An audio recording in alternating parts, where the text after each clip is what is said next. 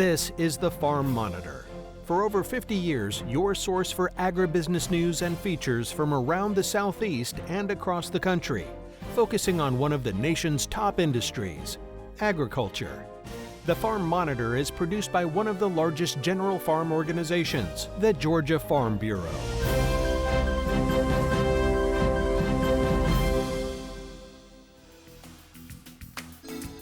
All right, welcome friends and family. Hope your week is winding down on a positive note. Ray DeLessio, Jennifer Parson at your service, and not to brag, but we really do have the best jobs in the entire world because we get to bring you stories like the ones you're going to see today. Just stop. I can see your head is expanding, right? What can I say? I'm proud of what we do. Yeah. Enough bragging, on with the show, right? Straight ahead, improving soil health to boost crop yields. Find out how one Georgia farmer's management practices are making a big difference. Also on the program, producers get an inside look at the latest research on cotton and peanuts. We'll show you how their grower-funded efforts are shaping the future of these essential crops. Plus, discover the heartwarming tale, or rather tales, of Farm Dog USA, where rescued pups become heroes for farmers in need, including Georgia's own Skippy, the reigning American Farm Bureau Farm Dog of the Year. These stories and so much more are starting right now. Leaving the land better than you found it. That's a principle deeply rooted amongst Georgia farmers, where conservation is more than just a priority. It's a way of life. For Eddie Turner of Washington County, this commitment has earned him the title of Soil Health Champion by the National Association of Conservation Districts. Damon Jones has the story. No matter what you're growing, the health of your soil determines both the quantity and quality of your product. It's a concept not lost on Eddie Turner, as he's been spending years improving the condition of his farm through the use of numerous management practices, including the planting of cover crops. In the wintertime, we're putting crimson clover, Persian clover, kale, daikon radish, and oats. And all that biomass, when it's mature in May, we mow it back down and put all that biomass back on the ground.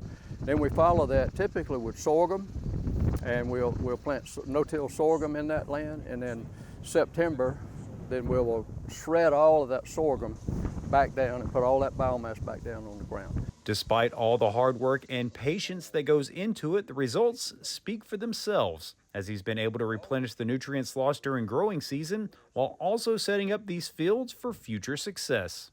And what we're doing is we're trying to build the organic matter in the soil so that we'll have improved water holding capability.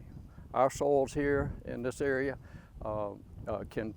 they don't hold water very well because of the low organic content, and so we've been, this field that we looked at earlier this morning, we've more than doubled the water holding capacity of that soil. That's just one of the soil conservation practices being done here on Turner Farm, which is why Eddie recently became one of just 5 soil conservation champions within the state. And those efforts extend to his biggest crop, more than 125 acres of Bermuda grass hay. Just like we're building biomass on these fields of cover crops, we also try to build biomass on our hay fields by leaving them to grow at the end of the year. We don't harvest right up until frost, and a lot of people do, but we try to allow our grass to grow so that it's got plant growth above the ground by the time frost hits in the wintertime, and then the energy that's stored in that plant feeds the roots through the rest of the winter, makes it very robust when it comes out in the spring. While these practices have obvious benefits to both the environment and ecosystem, it can also help boost the farmer's bottom line. And that was emphasized more than ever in 2024 as extreme heat and lack of rain were common throughout the state. This year, with the drought in June, and now drought in August, these are the years that doing this sort of thing give you the greatest benefit. But I would encourage anyone to look closely at no-till if it's possible for them, or certainly if it's not no-till, minimum tillage, so that you allow the soil, the roots, to develop a network in the soil that will help with water infiltration and also help build organic matter in the soil. Reporting from Tennille, I'm Damon Jones for the Farm Monitor. Here in Georgia, cotton and peanuts are major industries thanks to the hard work of researchers at UGA. Yeah, absolutely. At events like the Cotton and Peanut Research Field Day, give producers a first-hand look at how their research dollars are making a difference on the farm. Our John Holcomb has that story. In Tifton recently, producers got an up-close and personal look at the latest cotton and peanut research. It's an event that's an important one for producers as they get to see firsthand the important grower-funded work that's being done that will keep the industry successful for years to come. We're all in need of new information, certainly in the trying times that we've got economically on the farm. You know, we need to know the latest and the greatest.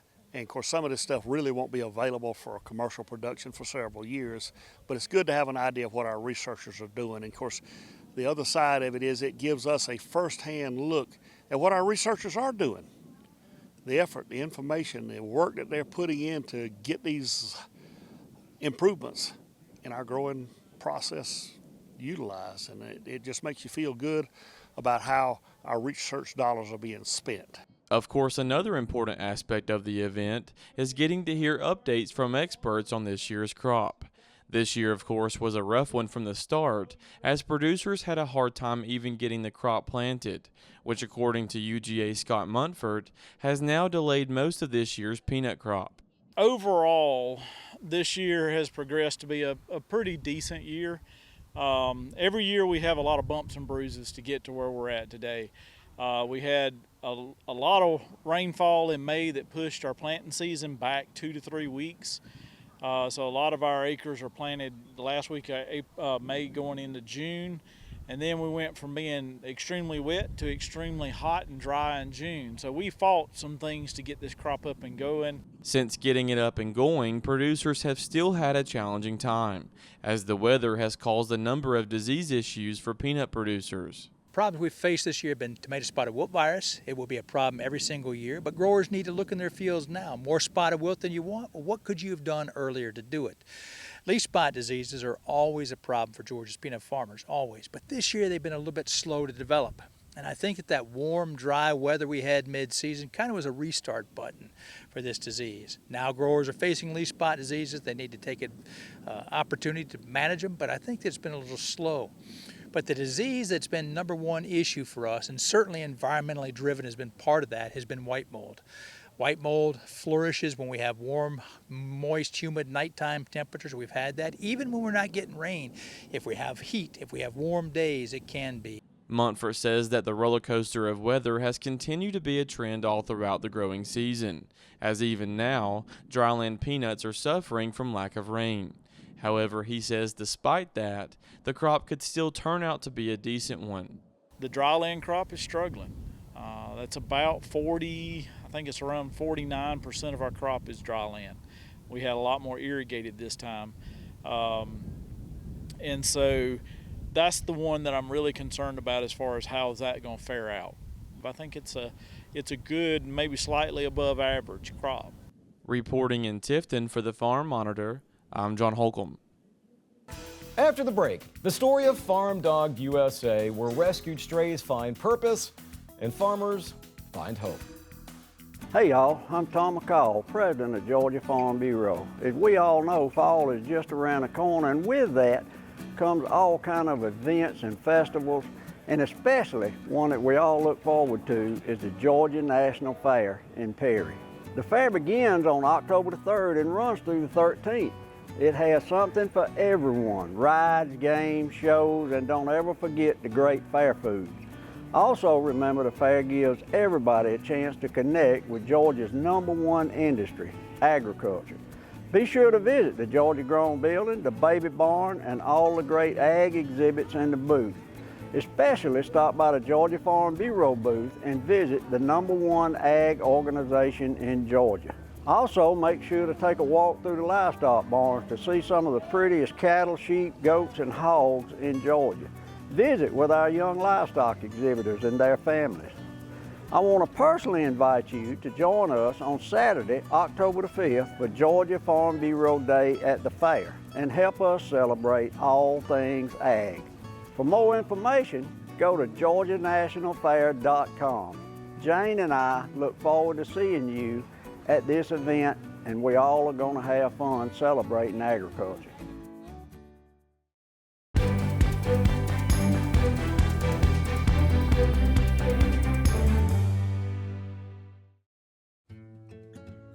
All Americans should care about tax reform for agriculture, and this is why. Our family farms are already being threatened by rising costs and inflation, just like your families are. And new tax burdens, they would put pressure on our farms to the point where they may have to go out of business. That would cause more consolidation in our food system.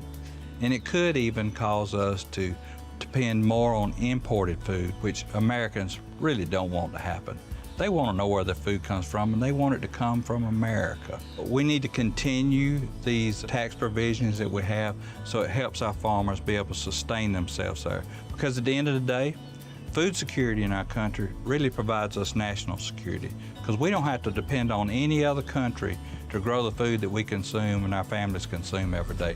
We can always depend on an American farmer to be there and deliver that quality of food. Tax reform is important to our farmers because it goes straight to the economic sustainability of our farms. Farmers are price takers, not price makers. That means that we take whatever the price is that people are offering to pay for the commodities that we produce. That means we run on very thin margins. And these small business tax provisions helps us keep us economically sustainable. The average age of the farmer across America is my age, and we have to find ways to be able to pass our farms on to the next generation so that we can continue to provide that food and fiber for our people here in America. Through estate tax exemptions, we're able to let our families inherit our land without having to sell parts of it off to pay the tax burden. Farmers have America's back by providing the food, fiber, and fuel that we all depend on. But the American people can have the farmers back by supporting tax provisions that allow us to keep our farms in business.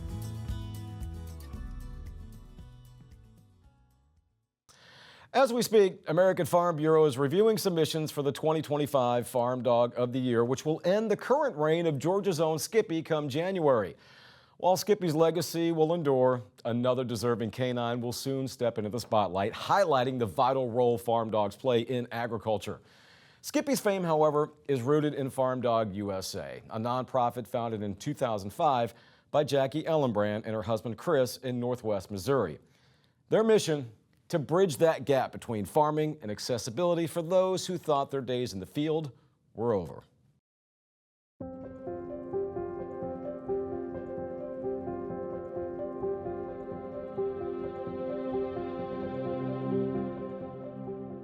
Farm Dog USA is deeply rooted in compassion and practicality. The inspiration struck at a farm show where Jackie Ellenbrand encountered a farmer coping with a partial leg amputation.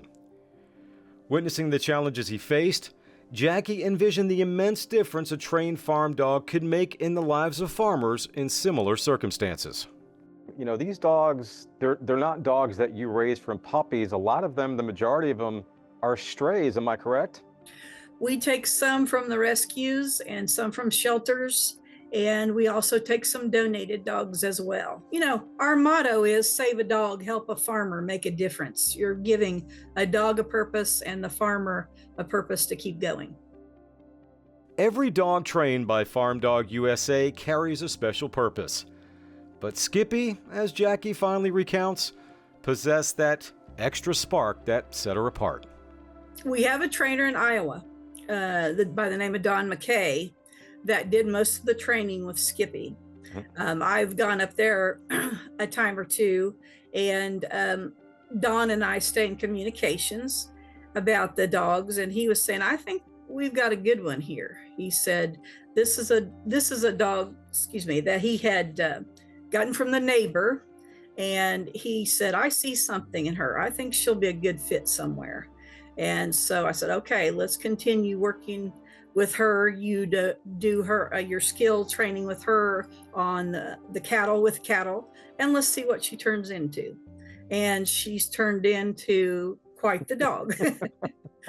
Turned into a good one that we're so happy and proud of. So it's a big honor for us to be recognized in that way. And And I admire Donald and Laura Adams, the way they've continued to work with her, because that's an important factor. You have to continue to work with them. Oh, she's a friend. She got a Skippy. And number one, I didn't understand what farm dogs did. I thought they just herded cows. Like I said, there's so much more. The one thing that people don't know about Jackie is we talk about the herd dogs, and Skippy won the 2024 Farm Dog of the Year. But she also uses Labradors to do retrieving, to open gates, to do other services if you're not a cattle person or sheep or goat and don't need a herd animal. You're a row cropper or a mechanic, and you need people, a dog to go open a gate or brace for you to stand up or go fetch you a hammer.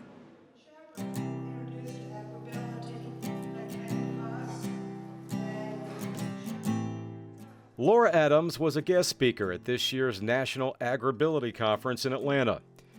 While at the podium, she shared the story of how Skippy enabled her husband Donald to continue farming after a devastating spinal cord injury. Laura's testimony underscoring the vital role farm dogs play in the accessible farming spectrum, and the conference itself a melting pot of ideas with participants from around the globe converging to share insights in the latest innovations. It's hard to get the message out, but avenues like this are very helpful. We try to work through our extension service as much as we can, and there's just some stigma to being considered a disabled, or a person with a disability. So what we try to show is, we're just trying to get you back to farming to the level that you're happy with, and keep doing what you're happy doing. Our theme is it's always about hope, and we've used that term for 30 some years. That agribility is about hope. Is that we've worked with farmers who oftentimes are judged by outsiders as they should stay home, go on Social Security benefits, whatever it is, when in fact a farmer never wants to quit. As accessible farming continues to evolve, the need for organizations like Farm Dog USA becomes increasingly apparent. Jackie Allenbrand's unwavering commitment to expanding Farm Dog's reach shines brightly. However, she acknowledges that realizing this vision hinges on crucial financial support. We don't have corporate sponsorship. We don't have a steady dog food supplier. We don't have those folks that, provide the vet meds and those sorts of things, because we're a small organization made up of farmers ourselves. And our goal is to have a training center so that we can house more dogs. If we can house more dogs, that means we can help more farmers. Well, I can tell you some of the calls she got after the Farm Dog video went out. There was an FFA organization that wanted to do a fundraiser. Any FFA 4-H group that wanted to do a fundraiser and help her, a corporate sponsor would be great. Purina obviously was interested in her when they did the Farm Dog of the Year. I hope and I'm hoping that someone will step up and be her corporate sponsor.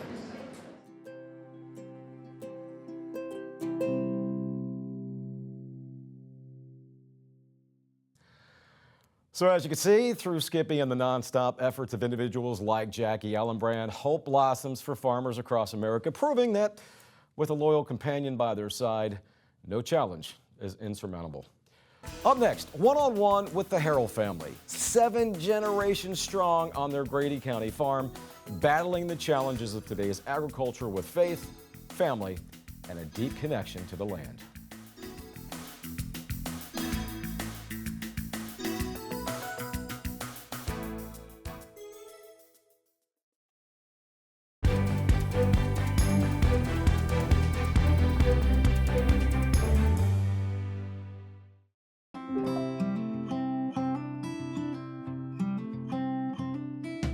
Hi, I'm Nick Place, and I'm the Dean for the College of Agriculture and Environmental Sciences at the University of Georgia.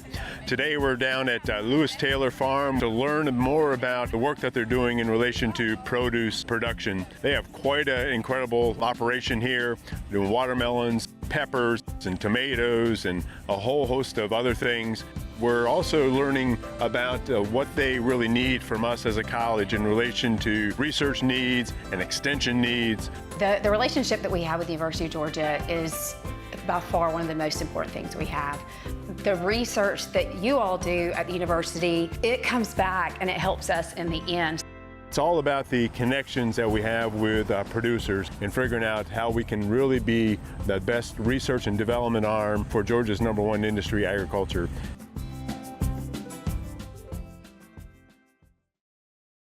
Finally this week, from our friends at the Georgia Peanut Commission. Proof once again that farming and family go hand in hand.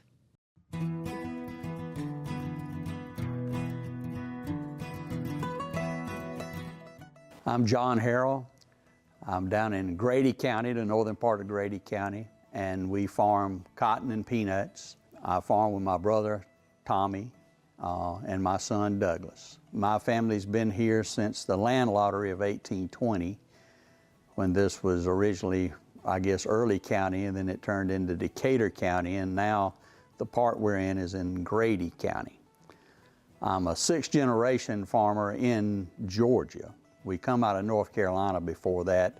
I assume they farmed up there also. My son came back to the farm. He's the 7th generation Harrell to be on this land, and that is a source of pride and joy to be able to work with my son every day and see him grow and mature into a man, and have the love for farming that I used to have. I see he still has that fire, where some bad crops and some dry years and just a lifetime kind of takes some of that edge off of folks when they get my age. Hey, I'm Douglas Harrell from Grady County, and I farm with my father, John Harrell. So growing up on the farm as a young boy, you know, always watching for my daddy to show up in the tractor. You know, is he gonna get me and let me ride around with him? And every now and then he would get, and I'd ride in his lap, right on the little armrest he'd sit down for me. And we would spend what seemed like all day long, was probably just a few hours of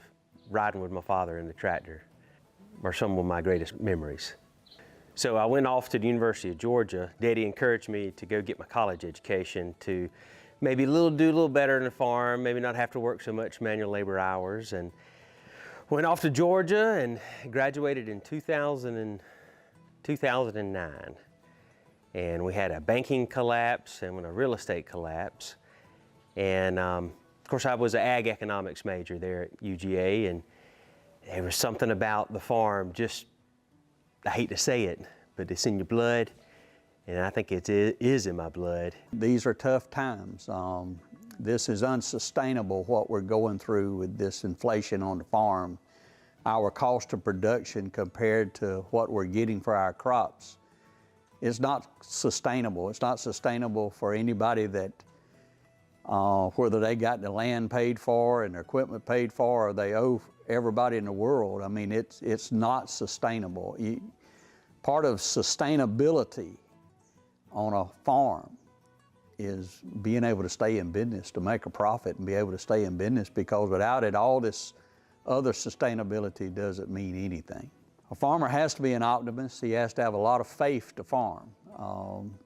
And we have a lot of grace from the good Lord that helps us sustain it. You got to farm on faith. And a good, strong family and the faith in the Lord will get you through these droughts, these wet years, commodity prices, equipment cost. Just a strong family, and just hunker down.